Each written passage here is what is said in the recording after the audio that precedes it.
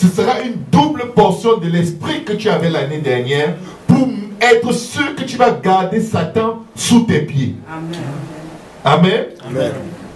La Bible dit ceci, car vous avez besoin de persévérance, afin qu'après avoir accompli la volonté de Dieu, vous obteniez ce qui a été promis. La persévérance n'est pas un endroit où tu restes là où tu étais hier. La persévérance est une expression de progression. Amen. La persévérance, ce n'est pas tout faire pour toujours avoir le courage de venir à l'église. Amen. La persévérance, c'est que je viens à l'église, mais l'expression de ma persévérance, c'est que j'amène quelqu'un d'autre à l'église.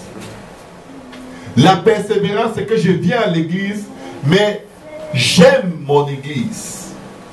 Vous savez, il n'y a pas trop d'esprit d'appartenance dans le corps du Christ. Il n'y a pas de gens qui sont fiers de leur assemblée.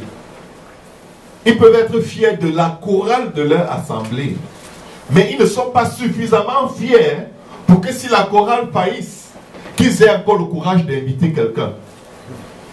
Ils ne sont pas suffisamment fiers pour que si personne ne veut nettoyer l'église, ils se lèvent et disent c'est ma maison, j'appartiens à cette église, c'est ma maison, c'est la maison de mon père, je la nettoie. Mais dès que ce n'est pas nettoyé, ils vont se plaindre au pasteur. Vous savez, la fierté, l'appartenance à ton assemblée te pousse à faire tout ce que personne ne veut faire. Tu sais, j'ai ma maison. Peu importe qui est chez moi, s'il ne veut pas nettoyer, je nettoie. Quand je rentre chez moi, si quelque chose n'est pas fait, je le fais. Je n'ai pas resté là à dire pourquoi vous ne l'avez pas fait et je veux l'enseigner à mes enfants. C'est votre chambre, ce n'est pas ma chambre, vous la nettoyez. C'est la vôtre, parce que c'est la vôtre. Tu n'attends pas que ton frère nettoie pour que tu nettoies. Tu le fais, c'est ta chambre. Même si tu la partages avec ton frère, c'est ta chambre. S'il ne fait pas, toi, fais-le. Mes frères, en 2013, tout ce que les gens ne veulent pas faire, vous faites-le. Si vous arrivez à l'église, il n'y a personne pour accueillir les gens à l'entrée. Tu te mets à l'entrée, tu accueilles les gens jusqu'à ce que la personne qui doit assumer cette fonction vienne. S'il n'y a personne pour enregistrer les prédications, tu démarres le système en attendant que le responsable vienne. Avise le pasteur, va et fais-le en attendant que la personne vienne. Si tu arrives à l'étude biblique et que tu es le premier à arriver, commence la prière avant que les gens viennent, même s'ils viennent en retard. Au moins tu as ramené la présence de Dieu. Parce que l'essentiel est que l'œuvre de Dieu avance. L'essentiel est que ce soit fait. Ne regarde pas ceux qui font moins que toi et ça te frustre. Ça veut dire que tu as détourné tes yeux du vrai motif et de la vraie raison pour laquelle tu fais ce que tu fais. C'est toujours toi qui fais, personne ne fait. C'est toujours toi qui prépares Saint-Marie-Carmel. Personne n'est à la cuisine, c'est toujours toi qui nettoies. Oui, c'est lourd, oui, c'est difficile, mais je te garantis que ce sera toujours toi qu'il va bénir. Ce sera toujours tes prières qu'il va exaucer. Parce que à tes bonnes œuvres est rattachée une grande rémunération. Amen. Je vous garantis que si Dieu pouvait convertir en argent cash la rémunération de tout ce qu'on fait pour lui, il y a des gens qui seraient fâchés que quelqu'un d'autre fasse quoi que ce soit. Ils voudraient tout faire. Non, c'est moi. Qui va, c'est moi. Qui va, c'est moi. Qui va, c'est moi. Dieu ne veut pas ça. Dieu veut l'amour. Dieu ne veut même pas que ta pensée soit dirigée vers la rémunération. Parce que quand ta pensée est dirigée vers la rémunération, tu vas travailler selon ce que tu espères de Dieu. Mais selon ce que tu espères de Dieu est toujours tellement bas. Parce que ton idée de Dieu est tellement basse. Que si tu veux seulement donner à Dieu selon ce que tu attends qu'il te donne, tu ne vas jamais atteindre le minimum pour que Dieu t'amène là où il veut que tu sois.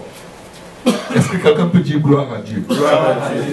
Il y a de plus en plus des gens dans la maison de Dieu qui sont là comme mandatés par le diable, ou alors ils se laissent attribué le mandat diabolique de venir voler la promesse de Dieu pour ta vie. Il y a des gens qui ont des promesses, ils attendent, ils sont même déjà fatigués d'attendre. Mais comment est-ce que tu peux anticiper le temps de l'accomplissement de la promesse de Dieu? Quand nous regardons l'histoire de Moïse dans le désert, nous allons le comprendre. La Bible, mais je vais finir ce verset, qui dit, car vous avez besoin de persévérance, après qu'après avoir accompli la volonté de Dieu, vous obteniez ce qui est promis.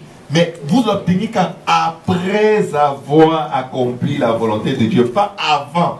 Mes enfants viennent souvent, je leur dis, allez nettoyer votre chambre. Ils disent, papa, est-ce qu'après qu'on ait nettoyé, on va aller? Je dis, allez nettoyer votre chambre. Ne me demandez rien si vous n'avez pas fait ce que je vous ai demandé. Et je réalise à quel point Dieu est sérieux. Il y a de ces choses que Dieu attend de toi. Tu ne fais même pas d'effort. Tu ne pries même pas, Seigneur, aide-moi à faire ta volonté. Tu es là, ok Seigneur, merci de m'avoir parlé. Seigneur, est-ce que tu peux me donner ceci? Seigneur, j'aimerais ceci. Laisse tout ça. Fais ce que je te demande de faire. Parce que, en fait, ce que tu demandes est dans ce que je te demande de faire. C'est relié, c'est tellement relié à ça, tu n'as aucune idée.